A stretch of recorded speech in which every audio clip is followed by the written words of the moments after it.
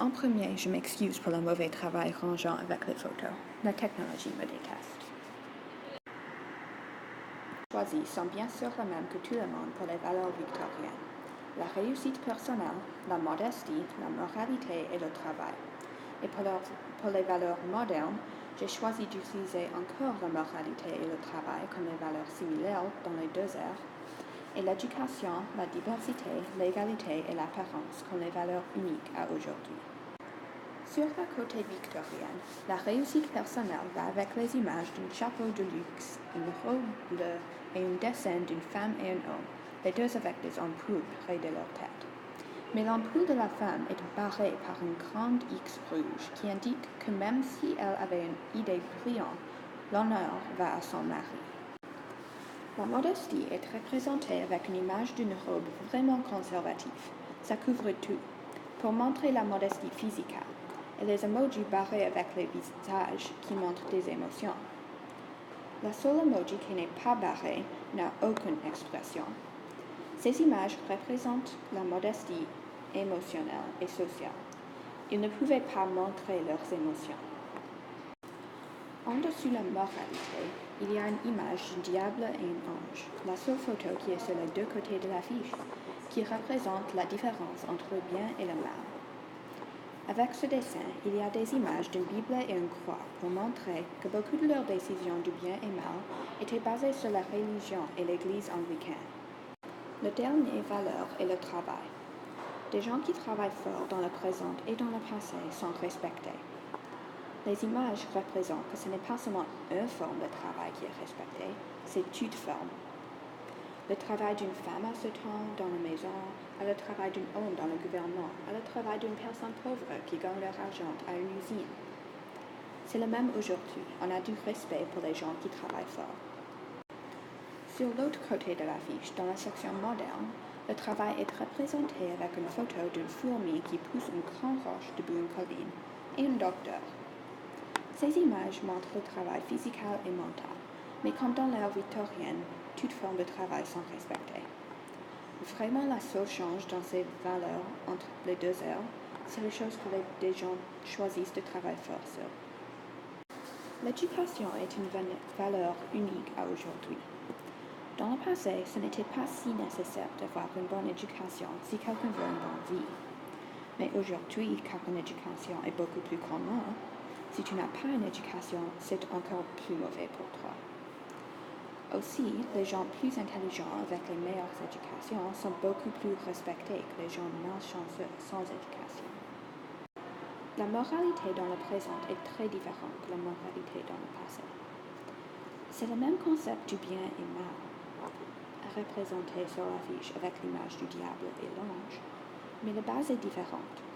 Aujourd'hui, la plupart des gens basent leur choix du bien et mal sur la loi et ce qu'elle dit est bien et mal. Pour montrer ça, il y a une photo d'un marteau de juge et de la Grande Charte, un des premiers documents en Angleterre d'avoir une liste écrite des lois. La diversité est une autre valeur qu'on a ici en Canada. On est fiers d'être acceptant de tout type de gens. Pour représenter qu'on n'a pas peur de nos différences, j'ai choisi une photo de Skittles et M&M's et d'un chat et un chien, des pires ennemis devenus des meilleurs amis. En contraste, les victoriennes ont détesté la diversité. Ils ont joué une isolation splendide, disant qu'ils pensaient que des gens pas blancs et anglicains étaient des gens inférieurs. Pour représenter l'égalité, j'ai choisi une image de la femme justice, une femme aveugle tenant les balances et l'épée, pour montrer que tout le monde est égal dans les yeux de la loi, et aussi une photo d'un chien qui dort sur la lit avec ses humains, ce qui représente l'égalité sociale. Tout le monde a le droit de dormir sur la lit, qu'importe leur apparence. Et la dernière valeur est l'apparence. Cette valeur, je pense, est quelque chose de ce qu'on n'est pas très fier, mais c'est un fait que la plupart des gens, même s'ils ne le veulent pas, jugent des gens et gagnent leur première impression de quelqu'un basée sur leur apparence. Ça, c'était probablement le même au temps de Victoria, spécifiquement dans les classes plus hautes. Pour représenter ça, j'ai utilisé une image du livre avec un couvre vide. Sans image, comment est-ce qu'on peut juger la livre? On ne peut pas.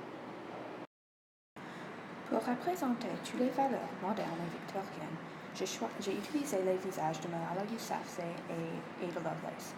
Je sais que le fait que j'ai utilisé Ada Lovelace, une femme fameuse pour son intelligence, pour représenter les valeurs victoriennes est un peu contradictoire, mais j'ai pensé qu'elle était une bonne représentation de la réussite personnelle à ce temps.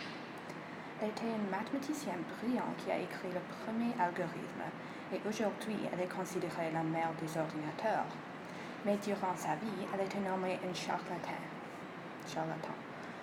Même quand le papier contenant toute l'information mathématique pour créer l'algorithme était publié sous sa nom, la plupart du monde ont pensé que c'était le travail de son ami et professeur Charles Babbage. Alors, même avec l'évidence disant que c'était Ada qui mérite l'honneur, ils ont décidé de croire que seulement un homme pouvait faire cette réussite extraordinaire. Sur l'autre côté, j'ai choisi Malala Yousafzai pour représenter nos valeurs modernes. Je pensais qu'elle serait un bon choix parce qu'elle est une femme qui se battrait pour l'éducation pour tous. Elle représente le travail avec sa dédication à sa cause, l'éducation qui est sa cause, et l'égalité parce qu'elle veut les opportunités d'avoir une éducation pour tous. Elle peut représenter aussi la différence entre les valeurs dans ces deux ères, parce que dans l'ère victorienne, Ada Lovelace, une femme qui aussi mérite l'honneur et qui a déjà l'avantage d'être blanche et riche, était en fait déshonorée pour ses réussites. Mais heureusement, aujourd'hui, Malala, qui n'a pas seulement le désavantage d'être une femme, mais d'être une femme d'un pays différent et une religion différente de la plupart du monde, reçoit l'honneur qu'elle mérite.